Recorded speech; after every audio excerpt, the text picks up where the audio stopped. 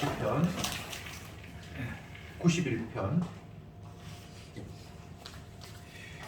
시편 91편 9절부터 마지막 절까지 교독하겠습니다. 9절에 네가 말하기를 여호와는 나의 피난처시라 하고 지존자로 거처를 삼았으므로 화가 내게 미치지 못하며 재앙이 내 장막에 가까이 오지 못하리니 저가 너를 위하여 그 사자들을 명하사 네 모든 길에 너를 지키게 하심이라. 저희가 그 손으로 너를 붙들어 발이 돌에 부딪히지 않게 하리로다. 네가 사자와 독사를 밟으며 젊은 사자와 뱀을 발로 누르리로다. 하나님이 가라사대 저가 나를 사랑한즉 내가 저를 건지리라. 저가 내 이름을 한즉 내가 저를 높이리라. 저가 내게 강구하리니 내가 응답하리라. 저희 환난 때에 내가 저와 함께하여 저를 건지고 영화롭게 하리라. 내가 장성으로 저를 만족케 하며 나의 구원으로 보이라 하시도다. 아멘. 아멘. 시편 91편은 좀 독특한 그런 내용이 있는데, 내용이라기보다는 앞부분 1절부터 8절까지는 나와 하나님 관계를 이야기하면서 1인칭 관점에서 이야기를 하다가, 또 3절부터는 그 나라는 1인칭이 이스라엘이라는 복수 개념으로 펼쳐지기도 하다가, 오늘 본문 이제 9절부터는 2인칭 관점, 하나님과 너의 관계를 이야기하다가, 마지막 부분에는 하나님의 관점에서 또 성도를 바라보는 이런 식으로 관점이 자꾸 이렇게 달라지는 특징이 있습니다. 여호와 하나님은 나의 피난처고 방패다. 나는 그분의 은밀한 곳에 거하기 때문에 안전하다. 이렇게 앞부분에 시작했을 때는 내가 하나님과의 관계가 어떻다라고 이야기를 하다가 9절부터 보면 네가 말하기를 여호와는 나의 피난처라 하고 지존자로 거처를 삼았으므로, 여기서 네가 말하기를, 앞에는 내가 하나님은 이렇다 얘기했는데 이제 상대가 너에게 말하기를, 이런 식으로 이제 시점이 좀 달라집니다. 그래서 9절 이하부터는 저와 너가, 저는 하나님이고 너는 성도가 되겠지요. 이렇게 관점을 달리하는 이유는 이스라엘 백성들은 정인을 삼고 누구의 말이 확실하다고 인정하려고 하면은 두 사람 이상의 정인이 돼야 되는데, 나도 인정하고 너도 인정하고 이렇게 되면 그게 옳다라고 인정이 되잖아요. 이런 관점을 보이는 것 같아요. 하나님이 이런 분이다 라고 내가 이제 고백을 하는데, 또 다른 성도도 하나님은 또 이런 분이다 라고 나와 똑같은 소리를 해줌으로 말미암아 내 이야기가 나 혼자만의 이야기가 아니라 내 이야기는 객관성이 있다, 이거는 틀림없이 증인이 될 만한 확실한 이야기다라는 식으로 관점을 달리하면서 내가 본 하나님, 네가 본 하나님 다 똑같은 하나님이다. 근데 마지막에는 하나님께서 또 성도들을 이야기하면서 또 다른 관점을 이야기하는데 다 같은 그런 이야기를 했다. 이렇게 본문을 보면 이해가 쉽습니다. 9절 말씀 다시 볼게요. 네가 말하기를, 1절에서는 내가 생각하기에 이런데, 이제 9절에서는 네가 말하기를 여호와는 나의 피난처라 하고 지존자로 거처를 삼았다. 이렇게 이야기함으로써 1절에도 지존자를 나의 거처로 삼았잖아요. 하나님이 나의 거처가 된다, 은밀한 곳이 나의 거처다라는 이런 이야기를 나만 하는 게 아니고 저 성도도 지금 똑같이 그렇게 고백하고 있는 겁니다. 지존자를 거처로 삼는 자의 그 어떤 행복, 안락함에 대해서 나도 이야기하고 너도 이야기하고 나중에는 하나님도 그에 대해서 이야기를 하고, 이런 관점. 10절에 화가 네게 미치지 못하며 재앙이 네 장막에 가까이 오지 못한다. 지존자에게 숨어버렸어요. 하나님이 날개 그늘 안에 내가 보살핌이 됐어요. 그러면 어떤 외부의 침입, 화가 미치지 못하고 재앙이 미치지 못한다. 안전한 것이죠. 지난주에도 제가 말씀드렸습니다만 여기서 이 지존자의 거처는 신약으로 이야기하면 예수 그리스도의 안입니다. 보혈의 피로 씻음받은 그 공간입니다. 그 공간에 있으면 뭐 화가 임한다든지 재앙이 임한다는 것 자체가 성립이 안 되는 거예요. 이것은 나의 고백이기도 하고 다른 성도의 고백이기도 하고 뒷부분에 가면 하나님도 그것을 인정하시고 그러면 더 이상 그것이 오류일 가능성은 전무한 거예요. 이 시편 91편의 저자는 나의 고백뿐만 아니라 또 다른 성도의 고백이고 그것을 하나님도 인정하시고 이런 관점으로 계속해서 시제를 달리해가면서 인칭을 달리해가면서 하나님과 성도의 관계를 설명하고 있습니다. 지존자를 거처로 삼는 자, 절대자 하나님에게 피한 자, 예수 그리스도의 긍휼 속에 있는 자는 외부의 어떤 환경에 흔들릴 이유가 없다. 화가 임한다든지 재앙이 온다든지 그건 있을 수가 없다. 로마서의 표현으로 이해하면 그리스도 예수 안에 있는 자에는 결코 정죄함이 없다.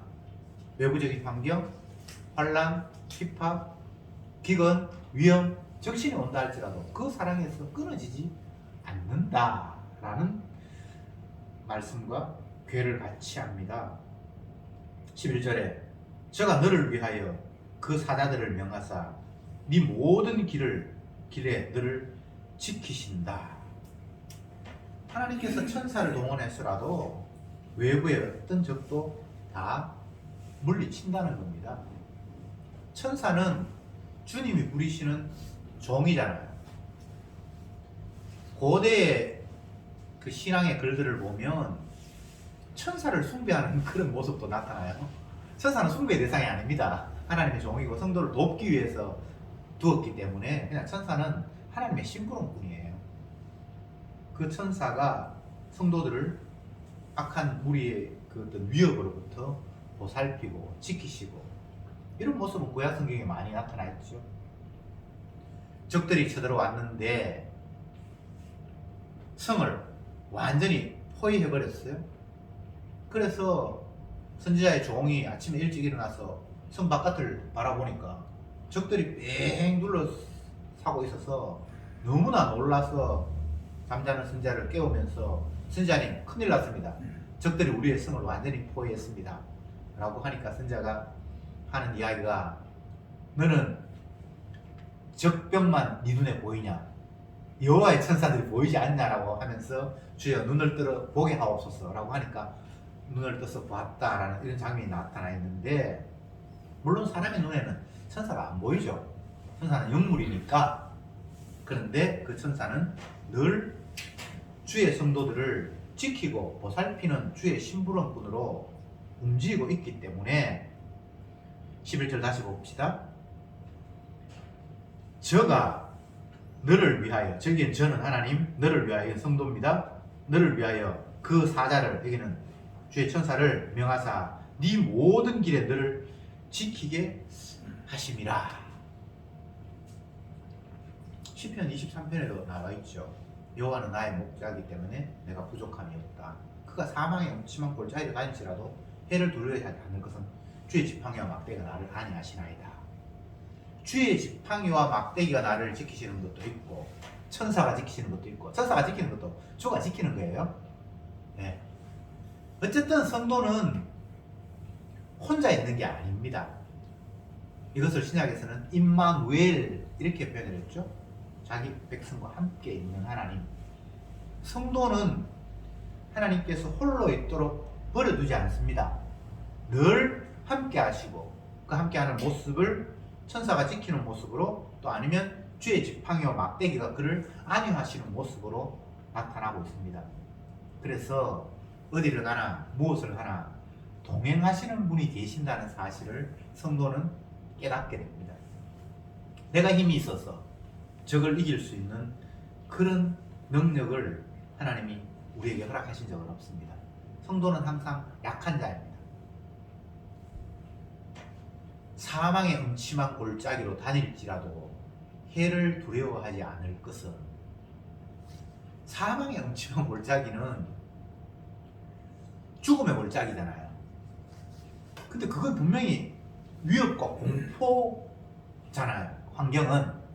그런데 두려워할 이유가 없는 것은 주님이 우리를 지키시고 동행하시기 때문이다 라고 시편 기자는 고백하는 것처럼, 오늘 본문에서는 주의 사자가 너희를 지키고 보살핀다. 성도는 하나님의 약속을 믿는 사람이잖아요. 주님이 임마누엘 하겠다고 하고 동행하겠다고 하고 천사를 보내서 너를 지키겠다고 하고, 여호와는 졸지도 주무시도 아니하시고 보살피신다. 이런 표현들이 주께서 우리에게 던져주신 약속입니다. 그러면 이 약속을 믿는다면 성도가 이 세상을 살면서 이 세상 환경이 이리가 양을 삼키기 위해서 막 으르렁거리는 그런 모습으로 표현하고 있잖아요. 성경에 그런 표현이 있죠. 그런 환경이 된다 할지라도 양은 이리하고는 게임이 안 돼요. 붙으면 오늘은 뭐 여기에서 사자도 나오고 독사도 나오고 하는데, 성도가 놓여있는 환경은 이렇게 척박한 환경입니다. 그럼에도 불구하고 두려워할 이유가 없는 것은 주님이 동행하시고 천사가 그 성도를 지키고 있고, 그러기에 평안하고 두려워할 이유가 없다라고 시편 기자가 감사하며 주님을 기뻐하고 있습니다.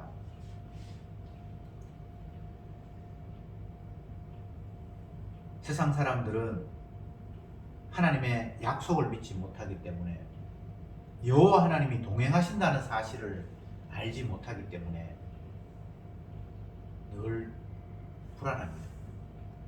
그래서 나이가 들면 자식을 의지하고 남편을 의지하고 아내를 의지하고, 그러다가 먼저 한 사람이 가면 굉장히 불안해합니다. 또 먼저 갈까봐 떨기도 합니다. 아이고, 아직은 더 살아야 되는데, 내가 먼저 죽어야 되는데 서로가 서로를 향해서 자기가 먼저 죽기를 원한다는 거예요. 그게 뭐 좋게 들으면 그래 당신이 오래 살아야지라는 이런 덕담일 수 있지만, 나는 혼자 불안하게 살고 싶지는 않아, 당신이 나의 울타리가 되어주었으면 좋겠어라는 이런 마음이 사실은 그게 깔려 있는 거거든요. 이혼을 하는 사람들의 이야기를 들어보면 마음이 맞지 않아서 헤어졌는데 막상 혼자 있어 보니까 그 쓸쓸함이 내가 상상하는 것 이상이더라, 고통스럽더라, 뭐 이런 이야기를 하는 사람들도 있습니다. 동행한다는 것, 함께 한다는 것은 굉장히 든든하죠. 그런데 천지를 지으신 여호와 하나님이 우리에게 내가 세상 끝날까지 항상 너와 함께 있으리라 라고 약속을 하셨잖아요. 그 약속 여러분 처음 듣는 거 아니잖아요. 오늘 본문에서도 천사를 통해서 그를 지키시겠다고 약속을 하셨고, 이 시편 기자는 그 약속을 기억하면서, 그렇기 때문에 우리는 평안하다. 주님의 날개 그늘, 지존자를 거처로 삼는 사람의 평안은 바로 이런 것이다 라고 이야기를 하고 있습니다. 다윗도 이런 표현을 너무 많이 썼죠. 사울 왕이 다윗이 못마땅해서 잡아 죽이려고 온 신하들을 다 동원해서 지명수배하면서 나라 곳곳을 뒤지고 다닐 때에 다윗은 굴에 숨어서 잠을 자기도 하고, 또 사울 왕이 어디 왔다고 정갈이 오면 또 있는 곳에서 피해서 더 깊은 곳으로 도망을 다니고, 그러면서도 그는 고백하기를 여호와 하나님이 나를 지키시기 때문에 나는 편안하게 잠잘 수 있다. 이런 고백을 합니다. 하나님은 사랑하는 자에게 잠을 주시는도다. 시편에 그렇게 고백하고 있잖아요. 온 나라가 나를 잡아 죽이려고 혈안이 되어서 곳곳을 다니는데 정상적인 상태 같으면 잠이 오겠습니까? 잠 안 오지요. 근데 하나님께서 평안을 주시니까 잠을 자는 거예요. 사랑하는 자에게 잠을 주시는 거예요. 예배 시간에 자는 게 사랑하는 자가 아니고 그런 의미는 아니고 어떤 외부적인 환경이 와도 주님께서 천사를 동원해서 나를 지키시고 나와 함께 하시니까 나는 평안할 수 있다라는 고백을 그렇게 표현을 하고 있습니다. 이런 마음이 저와 여러분들에게 있기를 바랍니다. 살기 힘들다고 하고 전염병 때문에 언제 죽을지 모른다고 하고 점점 삶이 각박해져 간다고 이야기하고 뭐 별별 이야기를 다 합니다. 근데 성도에게는 그런 외부적인 환경이 그다지 우리를 요동하게 하지 않습니다. 성도는 흔들림이 없습니다. 왜? 변하지 않는 약속, 하나님의 든든한 말씀이 우리에게 이미 던져졌기 때문입니다. 세상은 변하고 인간은 바뀌어도 하나님의 약속은 바뀌지 않습니다. 하나님의 약속을 철회하는 분도 아닙니다. 지키시겠다고 약속하셨다가 철수하시는 그런 분이 아닙니다. 예수님이 제 아들의 곁을 떠나가실 때 십자가 못 박히기 전에 또는 부활하시고 이제 성천하시기 직전에 제 아들에게 준 말씀이 내가 세상 끝날까지 너와 함께 하겠다. 나는 너희 곁을 떠나지만 보혜사 성령을 너희에게 보내서 너희들과 함께 하겠다. 신약에서는 그렇게 약속을 하셨고 구약에는 오늘 본문처럼 이렇게 약속을 하셨고 함께 하신다. 동행한다.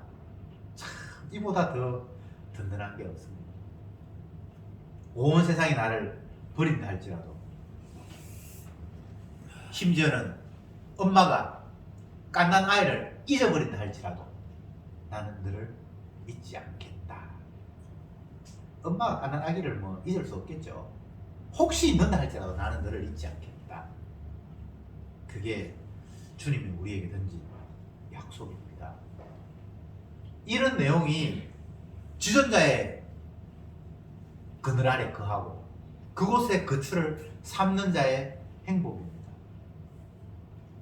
예수 그리스도 안이 아니면 어떤 것도 주님이 함께 하시는 공간이 될 수가 없습니다.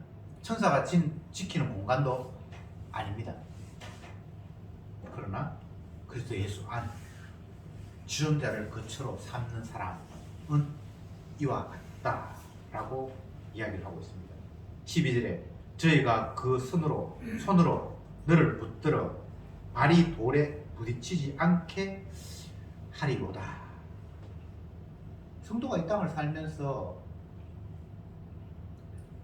이 환경 자체를 편안한 환경으로 위험 없는 환경으로 만드는 것은 아닙니다. 예수님의 말씀처럼 생명으로 가는 길은 좁고 협착하여 찾는 이가 심히 적고 그 골짜기가 험하다고 말씀하셨으니까 성도가 이 세상을 살면서 탄탄대로를 걷는 것은 아닙니다. 오늘 본문에서 보면 길에 돌이 있어서 어쩌면 넘어질 수도 있는 그런 환경입니다. 그런데 주님께서 지키셔서 그 돌에 부닥치지 않게 하시겠다 이렇게 말씀하셨습니다. 환경 자체가 평탄한 건 아닌데 위험도 따르고 어려움도 있고 독사도 있고 뭐 이런 게 있는데 그럼에도 불구하고 그것이 우리를 해하거나 넘어뜨리는 그런 식으로 하나님께서 방치하지 않는다라고 약속하고 있습니다. 여러분이 이 땅을 살면서 어려움 없다라는 건 거짓말이잖아요. 이런 염려, 저런 어려움, 온갖 일들이 다 닥쳐오지요. 그러나 그 환경이 성도를 넘어뜨리게 하나님께서는 방치하지 않는다라는 약속입니다. 이 시편 91편 12절의 말씀, 주님께서 성도를 지키셔서 붙들어서 그 발이 돌에 부딪히지 않겠다라는 말은 마태복음 4장에서 인용하고 마귀가 사용을 한 그런 구절이기도 합니다. 예수님을 향해서 하나님께서 시편에 말했잖아. 자기 백성들은 돌에 부닥치지 않게 하겠다고 했는데 네가 성경에서 뛰어내려라. 그러면 그 말씀 응하기 위해서 하나님이 뭘 바치든지 천사가 네 발을 바친 데서 돌이 부닥치지 않겠다라는 말을 한번 실천해봐라. 그러면 하나님의 아들이라는 걸 인정해 줄게. 이런 식으로 시편 기자를 이 말을 인용을 하죠. 물론 예수님은 마귀가 하나님 말씀을 그렇게 인용하는 걸 허락하지 않습니다. 그러나 분명히 하나님께서 약속하기를 성도는 어떤 환경 속에서도 어떤 위험 속에서도 주님께서 지키셔서 어려운 가운데 빠지고 넘어지게 하지는 않는다라고 약속을 하셨습니다. 13절에 저가 사자와 독사를 밟으며 젊은 사자와 뱀을 발로 누르리라. 이것은 좀 더 적극적인 하나님의 이끄심을 표현하고 있습니다. 앞부분에는 방어해 주신다라고 말씀하셨는데 이제는 네가 공격해서 상대를 넘어뜨린다라고까지 또 이야기합니다. 물론 이것은 성령께서 하시는 일이죠. 우리가 어떻게 마귀를 이기고 불신자를 이기고 세상을 이기겠습니까? 주님께서 이기게 하시겠죠. 야곱이 하나님의 약속을 받고 고향 친척 집을 떠나서 외갓집으로 가서 살다가 그 외갓집이라는 환경도 언약의 사람 야곱을 품을 수는 없었잖아요. 외삼촌이 계속 속이고 결국은 다시 주님의 약속대로 돌아오는데 돌아오려고 하니까 언약을 이해하지 못하는 형이 또 그를 죽이려고 하고 인간적인 관점에서 보면 집도 안전하지 않고 외갓집도 안전하지 않고 광야 어디를 가도 그는 편안한 곳이 없었잖아요. 그런데 주님이 그들을 지키심으로 말미암아 그 앞에 원수가 다 무릎을 꿇는 그런 양상을 성경이 보여주고 있잖아요. 야곱 앞에 다 무릎을 꿇잖아요. 그러니까 주님께서 사자를 발로 밟고 독사를 짓누른다라는 이런 표현들이 주님께서 함께 하심으로 이 세상에서 성도가 경험하게 되는 하나님의 새로운 약속입니다. 어떤 환경이어도 우리 스스로는 극복할 수 없습니다. 스스로 극복하려고 생각도 하지 마세요. 그러나 하나님의 언약이 자기 성도를 함께 하시기에 독사, 사자, 우리는 이런 사자, 독사라는 이런 단어들이 크게 실감되지 않아요. 사자 앞에 여러분 맞닥뜨려 본 적도 없고 독사하고 뭐 그렇게 우리가 대면할 일이 없으니 그냥 막연하게 추측을 하는데 이 시편 이 기자는 자기가 살았던 그 가나안 일대의 그 환경이 사자가 출몰하고 또 독사가 왔다 갔다 하는 진짜 그런 환경이거든요. 이 과장된 표현이 아니거든요. 선지자가 하나님 말씀을 불순종함으로 말하면 사자에게 물려주고 그런 이야기가 구약에 나타나잖아요. 하나님 선지자를 대머리라고 조롱하다가 고음이 나타나서 12명 죽이고 하는 이런 것이 그냥 과장된 환경이 아니고 그 가나안 일대의 그냥 일상적인 그냥 환경이잖아요. 그러니까 이런 표현들은 추상하거나 상상하거나 과장하는 이야기가 아닙니다. 그런 사자가 나타나도 다윗도 젊은 시절에 원수 골리앗 앞에 쩔쩔 매고 있을 때에 왕에게 찾아가서 나를 보내주십시오. 내가 저 왕을 이길 수 있습니다. 여호와 하나님이 함께하면 적들도 분명히 물리칩니다. 내가 아버지 양을 돌볼 때에 때로는 사자가 왔을 때 내가 그 입을 찢고 이런 이야기 있잖아요. 그러니까 여기 사자, 독사 이런 것은 과장하는 표현이 아닙니다. 그냥 그 당시 일상적인 환경이에요. 근데 성도는 주님께서 지키셔서 그 사자를 물리치고 독사를 발로 밟게 하시겠다.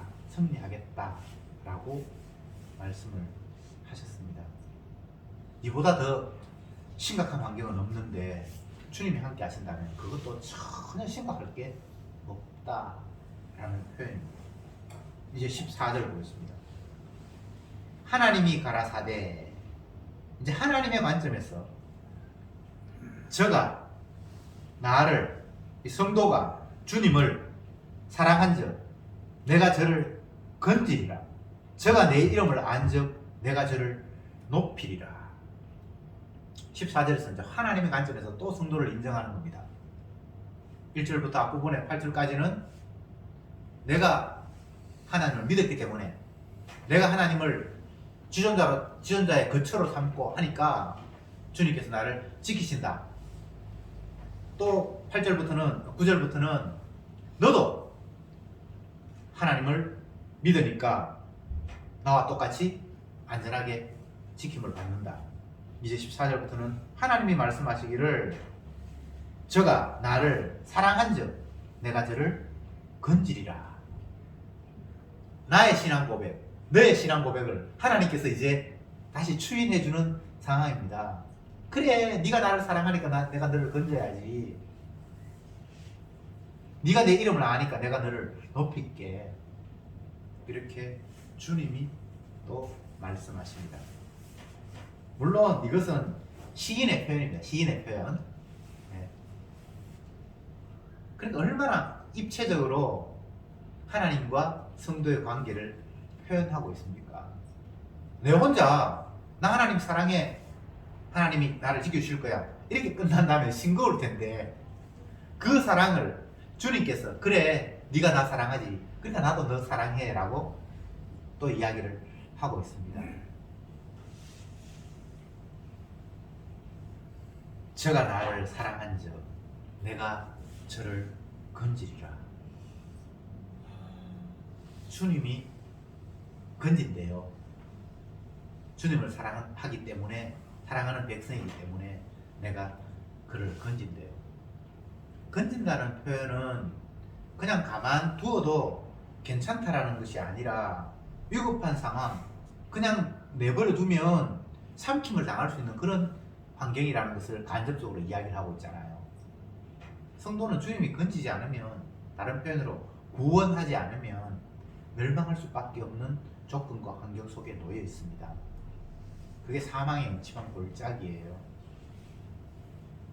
우는 사자가 삼킬 자를 두루 찾는 환경이 우리가 놓여 있는 세상입니다. 사람들은 세상을 바라보면서 점점 더 과학이 발달하면서 살기 좋다라고 긍정적으로 바라봅니다. 그런데 영적인 환경으로 바라보면 단 한순간도 세상이 성도에게 살기 좋은 환경은 아니었습니다. 왜? 생명나무가 없는 곳에 쫓겨난 곳이 우리가 거하는 환경이고, 이걸 바꿔 이야기하면 마귀가 왕이 되어서 통치하는 곳이 이 세상 환경입니다. 그래서 성도에게는 늘 구원, 보살핌, 건져주심이 절실히 요구되는 그런 환경입니다. 조금만 더 건강하고 조금만 소득이 더 많고 하면 참 살기 좋은 세상이다. 세상 사람들은 늘 이 세상을 적절한 환경이라고 말합니다. 그런데 영적인 관점에서 보면 적절한 환경이 아니에요. 날마다 마귀가 성도를 십자가의 그 빛 앞에 서지 못하도록 차단막을 치고 복음의 빛 그 광채가 안 보이도록 우리를 현혹하는 환경입니다. 어두운 환경 속에서 빛을 발견하지 못한다면 그냥 그것은 멸망이잖아요. 분명히 빛이 비치고 있는데, 복음의 광채가 비치고 있는데 마귀가 그걸 못 보도록 계속해서 알짱거리면서 막고 있는 환경이 이 세상 환경이잖아요. 그러니까 성도에게는 복음의 빛이 없으면 희망이 없잖아요. 나는 빛이라, 소금이라. 저가 내 이름을 안즉 내가 저를 높이리라. 참, 이런 표현이 얼마나 놀라운 표현입니까? 예수 그 이름. 주님을 부르고 주님을 네가 알기 때문에 내가 너를 높이겠다. 이 높이겠다는 것은 세상에서 영광을 취하겠다는 것이 아니라 주님이 우리의 이름을 기억하겠다라는 그런 의미로 받아들이면 좋을 것 같아요. 멸망받을 자는 주님이 어떻게 말씀하시는 거 아니면 나더러 주여 주여 하는 자마다 다 천국에 들어갈 것이 아니라 네가 내 이름을 불렀는데 나는 너를 모른다. 요거가 정반대 환경이에요. 내가 너를 높이라는 내가 네 이름을 기억하겠다는 거예요. 이것을 다른 표현으로 이야기하면 생명책에 네 이름이 영원히 빛나리라, 이런 것과 괴를 같이 하는 표현입니다. 나는 주님을 안다고 생각했는데 주님이 나는 너를 모른다. 이거 얼마나 황당하겠어요. 예수님이 그렇게 이야기했잖아요. 선지자, 제사장, 또 신앙생활 잘한다고 하는 사람들, 그 사람들은 입만 열면 주여 주여 하고 주의 이름으로 귀신도 쫓아내고 주의 이름으로 뭐 선지자 노릇하고 전도 하고 땅끝까지 이르러 복음 전한다고 하고 온통 다 주의 이름으로. 근데 정작 주님은 나는 너를 모른다. 너는 주의 이름으로 얘기했을지 모르지만 그건 내 이름이 아니었다. 그게 너의 이름이었다. 말은 주의 이름이지만 주의 이름을 빙자한 자기 영광이었다 라고 주님이 규정함으로 말미암아 나는 너를 모른다 라고 평가한 그런 상황에 견주었을 때에 이 시편 91편 14절에 나타난 이 모습은 네가 내 이름을 안즉 내가 너를 높이리라, 이렇게 말씀하고 있습니다. 15절에 제가 내게 간구하리니 내가 응답하리라. 네가 내한테 구했으니까 나는 당연히 응답해야지. 저희 환난 때에 내가 저희와 함께하여 저를 건지고 영화롭게 하리라. 어려움 당할 때도 주님이 함께 하신대요. 동행하신대요. 그것이 버려진 환경이나 아무도 나를 찾는 이가 없다 이런 게 아니라 그곳에도 주님이 함께하고 있다라고 말씀합니다. 마지막 절에 내가 장수함으로 저를 만족해 하며 나의 구원으로 보이리라 하시도다. 여기서 장수는 영생으로 바꾸면 좋습니다. 주님이 나를 영생토록 하셔서 나와 함께 하시겠다라고 약속하셨습니다. 이게 여호와 하나님이 말씀하시기를이에요. 내가 하나님을 이렇게 생각하기를 이 정도로 끝나는 게 아닙니다. 주님이 그렇게 약속하셨다. 여러분, 주님이 약속하셨으면 반드시 지킵니다. 사람은 약속을 해도 내가 약속 지킬 의지가 없어서가 아니라 능력이 안 됐어. 또 다른 돌발 변수가 되어서 약속을 못 지킬 수 있어요. 그러나 주님은 그런 분 아닙니다. 하나님은 약속하셨으면 반드시 지키는 분입니다. 내가 너와 함께 하리라. 동행하시는 주님. 이것이 여호와 하나님의 날개 그늘 아래, 또 다른 표현에 의하면 주님을 지존자를 거처로 삼는 자가 누리는 복입니다. 기도합시다. 주님, 오늘도 주님의 약속을 근거로 주님의 그늘 아래 피하는 자, 지존자를 거처로 삼는 자가 어떠한가를 다시 한번 확인했습니다. 어떤 악한 외부의 환경도 손대지 못하는 안전한 곳, 그것이 주님의 용서가 있는 곳입니다.